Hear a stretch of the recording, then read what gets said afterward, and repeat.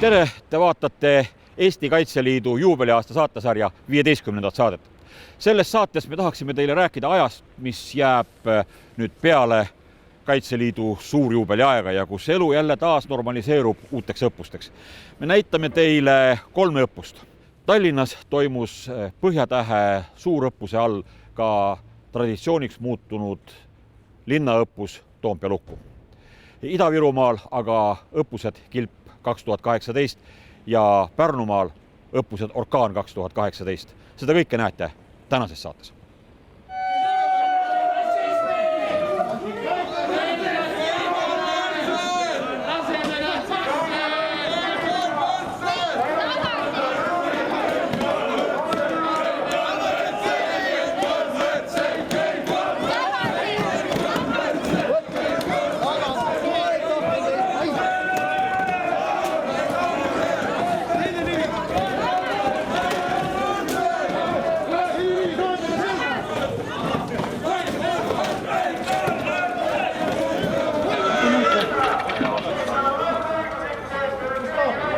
Hetkel on tagasi surutud ja rahvas läbi ei tulnud.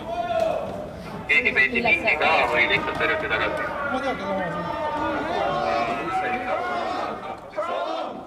Novembrikuu viimase päeva hilisõhtul toimus Tallinnas taas juba traditsiooniks muutuma hakkav Politsei- ja Piirivalveameti ning Kaitseliidu Tallinna maleva ühisõppus Toompea lukku 2018. Tegemist oli õppuse Põhjatäht raames toimuva laiendatud õppusega, milles osales Kaitseliidu Tallinna maleva Toompea malevkonna sisekaitsekompanii ehk nõndanimetatud kollane kompanii ja millega olid õppuste ajaks liidetud ka lisajõud Kalevi malevkonnast. Vastutegevuses osalesid vahipataljoni ajateenijad Kaitseväest. Tähelepanu, tähelepanu, tähelepanu. Toimub Kaitseliidu ning Politsei- ja Piirivalveameti ühisõppus. Õppuse ajal liiguvad tänavatel jalgsipatrullid ning patrullautod. Õppusel osalevad kaitseliitlased on vormis ja eraldusmärkidega. Õppusel kasutatakse imitatsioonivahendid, mis ei ole elanikele ohtlikud. Palume õppuse piirkonnas elanikel olla tähelepanelikud. Reedel 30. novembril kella 7 kuni kella 11 õhtul keerati Toompea väravad tõepoolest autoliiklusele lukku. Selleks tõsteti üles nõndanimetatud Hannibali maja ehk Vabariigi valimiskomisjoni hoone ees tänavatõkked ja üles Lossiplatsile said sõita ainult kohalikud elanikud või Riigikogu ja valitsusasutuste tõendi esitajad. Tavalised jalakäijad said aga vabalt liikuda ja õppusi oma silmaga kõrvalt vaadata. Tegemist on rahuaja ja rahuaja õigusruumis toimuva õppusega, kus Siseministeerium on juhtministeerium ja Politsei- ja Piirivalveameti juhtamet ja Kaitseliidu üksused on kaasatud sisekaitseoperatsiooni toetuseks ja stsenaariumi järgi siis Vabariigi Valitsus on lähtudes laiapindse riigikaitse vaatest teinud otsuse kaasata Kaitseliitu ja Kaitseväge sisekaitselise kriisi lahendamisele. Põhjatähte me viime läbi juba 5. korda ja me valime iga kord erineva nii-öelda õppuse keskkonna, mõnevõrra erineva stsenaariumi, et uusi sellist väljaõppeelemente treenida kaitseliitlaste üksuste jaoks. Ja seekord tõepoolest on meil siis 2 maala õppusel, kus me harjutame, on Toompea linnak ja Lasnamäe. Toompea malevkonna kaitseliitlased hakkasid saabuma formeerimispunkti juba pärast kella 5 reede õhtul. Saadi kätte relvad ja malevkonna staap pidas kaardi juures nõu, kuidas valvepostid kitsastel Ülalinna tänavatel paigutada. Täna raskuspunktid jäävad ikkagi siia kontrollpunkti ühte komandandi kõrval aeda. Meil on Eesti Vabariigis väga palju olulisi objekte, mille puutumatuse tagamine on politsei ülesanne ja kuna politseiressurssi on alati vähe, siis meil on väga hea mitmeid aastaid juba Kaitseliiduga, kes tuleb sellises olukorras meil appi. Aga eelkõige siis ongi tähtis nende erinevate objektide juures seda kaitset harjutada kogu operatsiooni juhtimist, harjutada objektide juures, kas meie plaanid toimivad ja seda oleme tõesti juba aastaid harjutanud ja võiks öelda, et koostöö läheb järjest paremaks. Eesti taasiseseisvumise järel, et millal on tulnud Toompead kui sellist objekti kaitsta? Ütleme nii, et politsei kaitseb Toompeal 2 objekti igapäevaselt, et nii Riigikogu hoones kui ka valitsuse hoones on meil ju politseivalve. Aga selline, kus on mingisuguse rahutuse raames, siis esimesena meenub kohe 2007 mis oli selline ohtlikum olukord. Ja 1990. aasta maikuu, kus samamoodi siis Toompea lossi ees mässati ja prooviti lossi pääseda. Niisiis õppuse Toompea lukku käigus harjutasid politseinikud ja kaitseliitlased avaliku korra kaitset ja objektide tugevdatud valvet linnatingimustes. Aktiivsed noored vahipataljoni ajateenijad lasid käiku kõik noorte meeste riukad, et kogenud kaitseliitlastest mööda pääseda ja Toompea asutustele ligi pääseda. Kasutati ärarääkimist ja tähelepanu kõrvale juhtimist. Ma lihtsalt filmin telefoniga, mis toimub siin. Liikume sinna poole samal ajal kui filmite. Ja poliis, brutality. Ja me tahame sinna sisse saada. Lähme. Kes see läheb? Mõnel pool tehti kaitseliitlaste vahelt ka sööst jookse, aga valvete auke kaitseliitlaste ahelikes polnud suugi lihtne leida. Politsei oli aga läbitungijate suhtes väga karmi käega.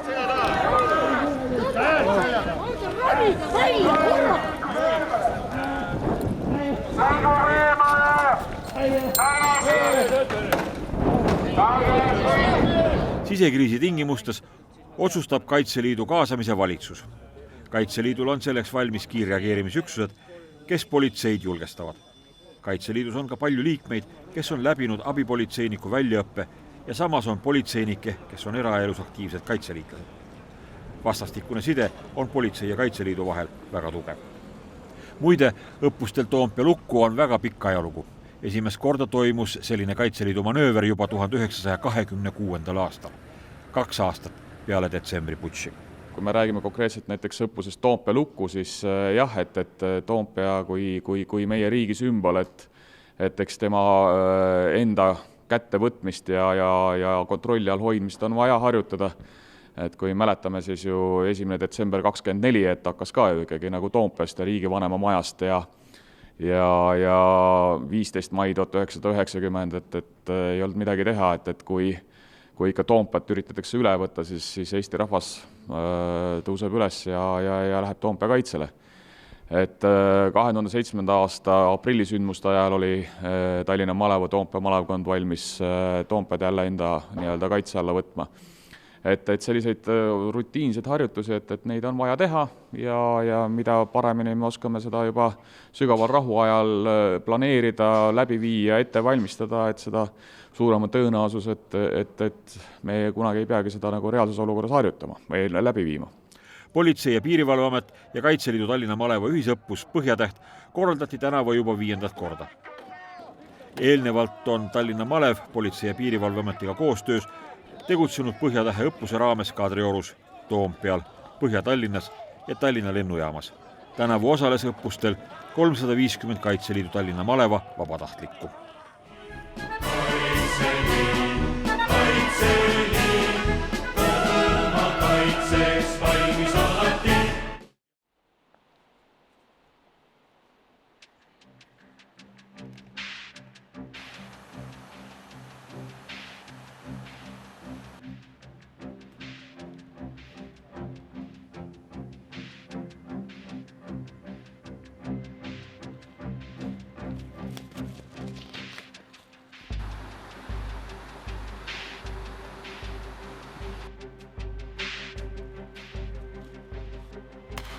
Nädalavahetusel leidis aset suurõppus Orkaan, mis on siis Lääne maakaitseringkonna õppus. Osalesid seal Saaremaa malev, Lääne malev ja Pärnumaa malev. Tegevused siis olid 4 maakonnas ehk siis Saaremaa, Hiiumaa, Läänemaa ja lisaks ka Pärnumaa. Lisaks Lääne maakaitseringkonna üksustele osalesid õppusel ka Rapla malev, Läti Semersaatse ja Kalevi jalaväepataljoni kompani ning toimus ka koostöö siis kohalike omavalitsuste ja Politsei- ja Piirivalveametiga. Üksused formeeriti siis reede õhtul, liiguti maastikule välja ja laupäev tervenisti leidsid siis aset erinevad lahingutegevused.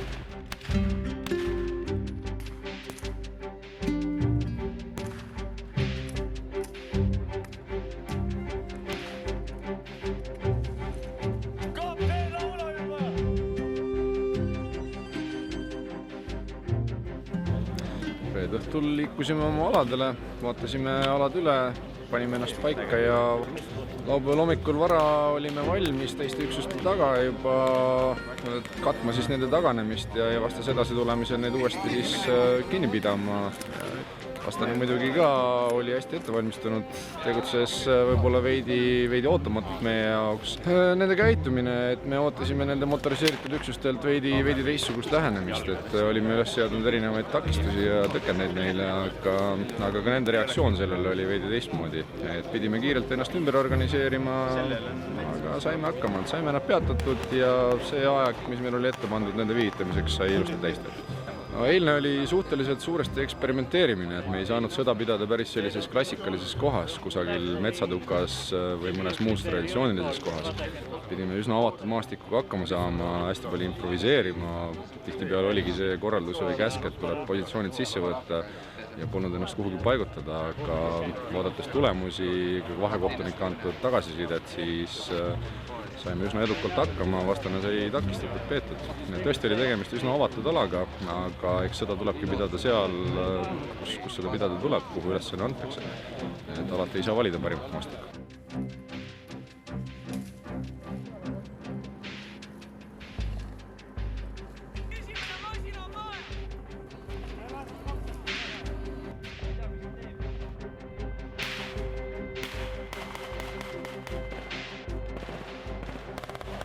Kui allüksus on maastikul ja toimetab siis oma tegevuskava järgi, siis tal selline suurem pilt üks hetk võib ära kaduda. Siis tulebki appi vahekohus, kes näiteks hindab nende tegevust, nende tegevuse mõju vastasele või siis vastupidi vastase tegevuse mõju neile. Peaasjalikult on see koostöö siis õppiva üksusega, ehk siis siniste poole üksusega minu puhul.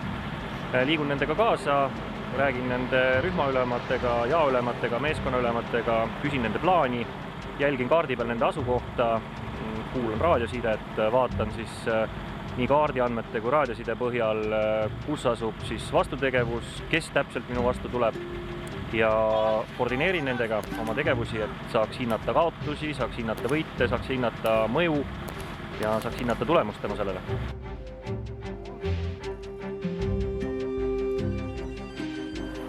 Okei, liigume otse, vaja lõpuni, me võtame vahelikku. Vaja lõpus vahelikku. Liigu.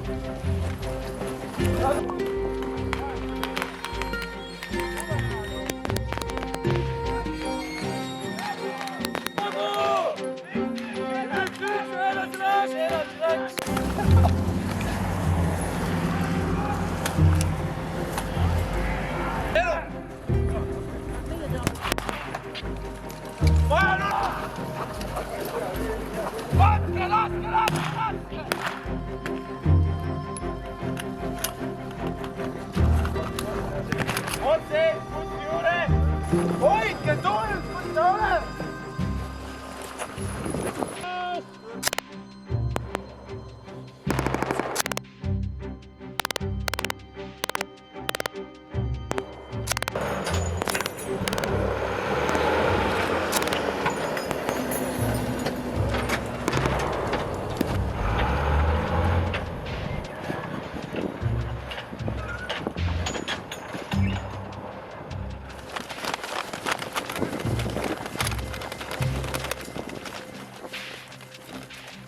Algas pihta vastase oodatud pealetungi, nii meie õnneks või meie kahjuks, kuidas nüüd õppuse seisukohalt võtta, saime päris pikalt oodata, aga see andis ka võimaluse positsioone hästi ette valmistada, korralikult kohad sisse valida. Ja kui vastane meieni jõudis, siis olime hästi valmis, asi toimis, sideüksused infot liikusid ja saime neid siin omajagu kinni hoida. No ikkagi see koostöö, selles mõttes me oleme pikalt nende samade üksustega kokku töötanud, ka kõrval olevad üksused, kellega me pidevalt kommunikatsioonis olime, sides olime. Nende käitumine oli samamoodi ette teada meile, ehk siis pühapäevases tänases hommikus oli ka päris palju muutuse stsenaariumites, pidime kiiresti ümber paiknema, kiiresti ümber ennast suunama. Et see asi toimib, et me ei pea enam eelnevalt olema väga palju läbi rääkinud, või me juba teame, mismoodi infot edastada, kuidas nad liiguvad, kuhu nad lähevad. Ja selle võrra saame võib-olla veidi kiiremalt paika ja kui ka meid juba sinna läbi segi paisati ja tuli ka kiiresti ümberformeerimisi teha, siis ei teki kellelgi enam küsimusi, kuidas ja mismoodi käituda, vaid asi läheb väga orgaaniliselt ja kiiresti paika. ilm oli külm, aga tegelikult oli kõigil tuju hea, sellepärast et ei olnud miinust, ei olnud märga ja see kerge miinus, mis siin oli, ütleme, et ei olnud seda sulailma. Et see oli hea ja see võimaldas meil siin hästi tegutseda. Et varustus on meil hea, kõik saavad hakkama, oskavad kasutada, oskavad ennast õigesti riidesse panna, et ei kuumaneks jooksmisel üle ega hakkaks külmetama paiknemisel kusagil. Ja kõik said väga hästi hakkama. Meeleolu oli üldiselt hea, tunne oli tugev ja hästi.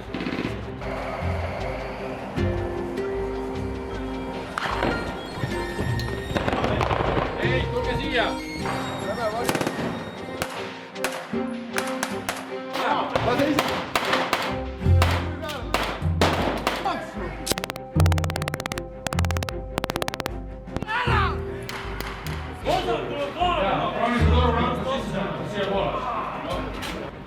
Õppusest Orkaan 13 võttis osa üle 1000 kaitseliitlase ja koostööpartneri. Tahaksin siinkohal tänada kohalikku elanikkonda, kes on õppuse toimumisel igati kaasa aidanud.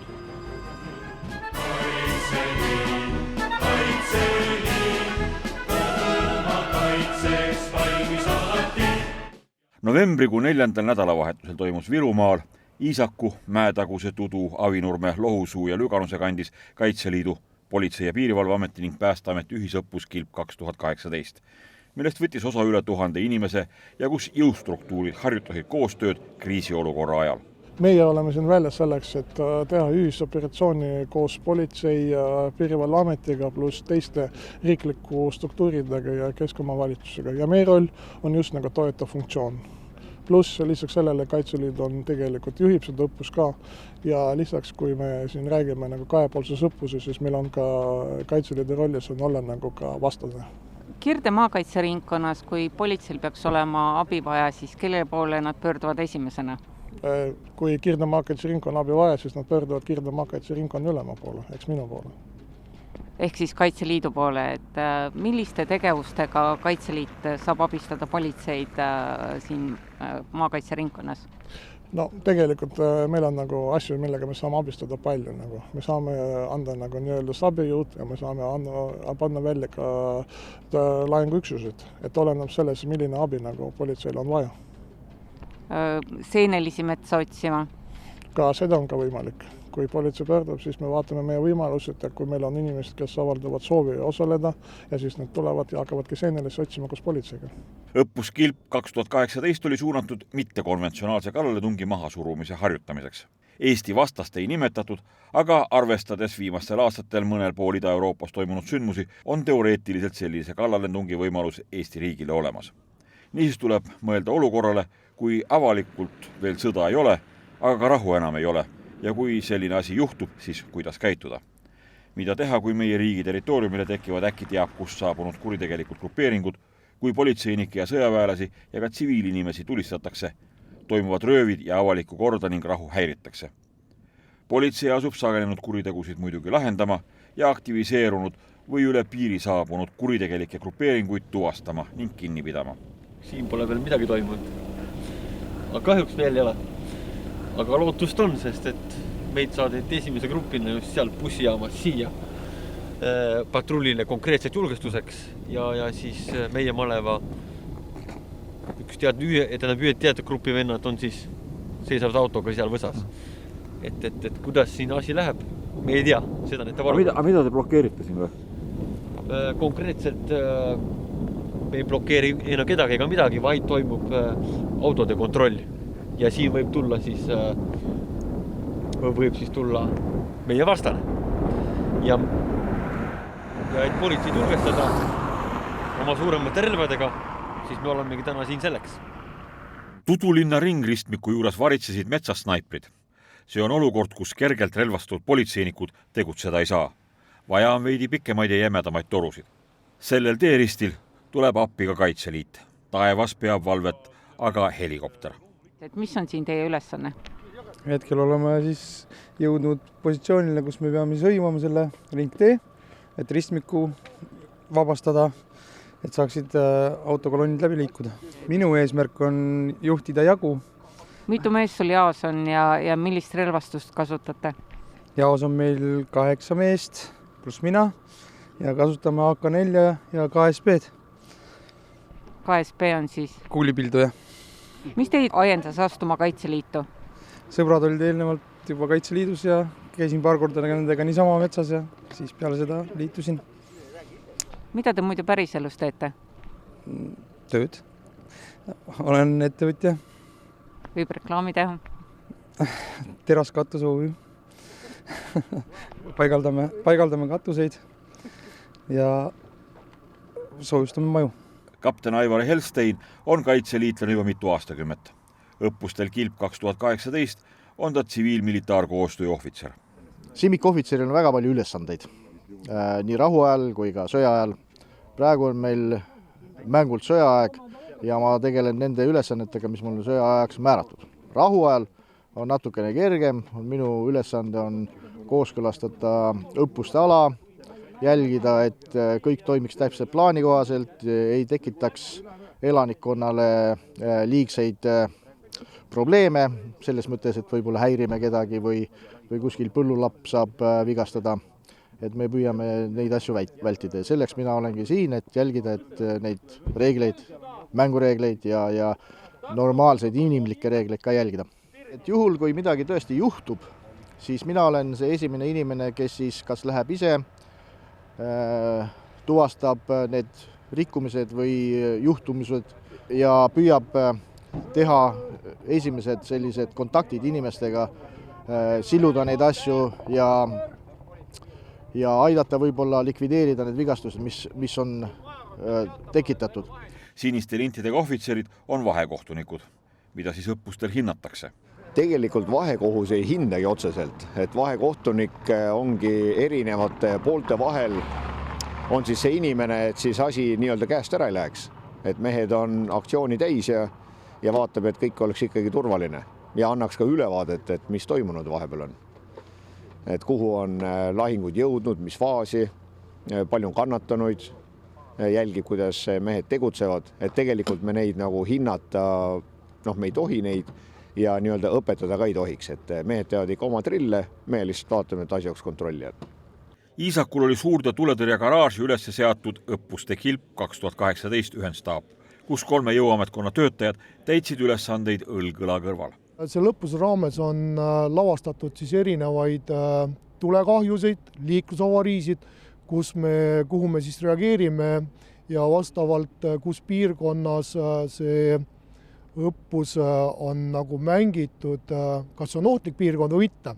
Ja siis sinna reageerides me kaasame kas enda turvamiseks politsei või Kaitseliidu jõudused, et me mängimegi läbi jälle seda, et kui päästemeeskond reageerib sündmusele, et meie meeskond ei satuks pahade inimeste ründe alla, siis mängime läbi seda, kuidas meie päästemeeskond aidata ja kaitsta. Päästeameti Ida-Päästekeskuse juht Ailar Holtzmann kiitis kaitseliitlasi initsiatiivi ja abi eest suviste metsatulekahjude kustutamisel. Kui ma meenutan siis 2006 ja 2008 aasta, kui tõesti põlesid 100 hektarit siin Virumaal, just Ida-Virumaal, siis Kaitseliit oli meil abis ja me oleme alati oma plaanides tegelikult, kui peaks ka nüüd minema õnnetused suuremaks metsakustutamine, me oleme alati arvestanud sellega, et kui Kaitseliidul on võimalik tulla, siis me alati neid kutsume, sest et tegelikult koostöö on ju nii hea. Kui me ei ole kuskil sündmusel reageerimas, siis me teeme koostööd just nendel teemadel, mis on ennetus, planeerimine, ettevalmistamine võib-olla õppusteks ja kui on päästesündmused, siis reeglina see koostöö on see, et Kaitseliit aitab meid. Ja mina julgeksin ja tahaksin küll välja tuua ühe sellise suure abistamisoperatsiooni, kui oli 2010. aastal Moonika lumetorm, siis ilma Kaitseliidu ja Kaitseväe abita oleks olnud meil oluliselt rohkem padaorus raskem inimesi päästa. Ida-politseiprefekti Tarvo Kruubi sõnul on õppus hea võimalus tunnetada jõustruktuuride koostoimimist. Kirde maakaitseringkonnas me teeme koostööd just nimelt läbi selle õppuse Kilp, mis on, ma arvan, selline üks peamine koostööprojekt meil siin Ida-regioonis või Kirde regioonis. Kuidas politsei kaasab Kaitseliitu, ma julgeks öelda, ja kiita Kaitseliitu, et väga suure initsiatiivi on just nimelt Kaitseliit võtnud selle õppuse ettevalmistamisel ja ja päris nii ei saa öelda, et me oleme kaasunud, küll aga me oleme väga tänulikud Kaitseliidule selle ettevalmistuse eest. No peamine koostööõppus meie jaoks on seesama staabiõppus, seesama staabitöö, see koostöö siin staabis, aru saada, kuidas üks ja teine asutus või üks ja teine jõud mõtleb ja käitub. See on peamine väljakutse.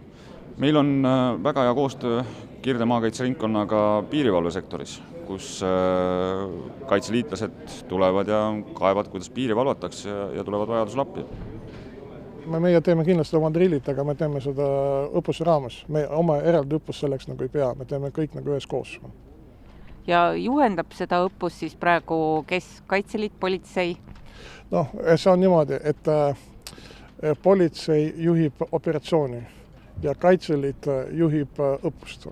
Viimati toimus õppus Kilp 2015. aastal Jõhvi linnas.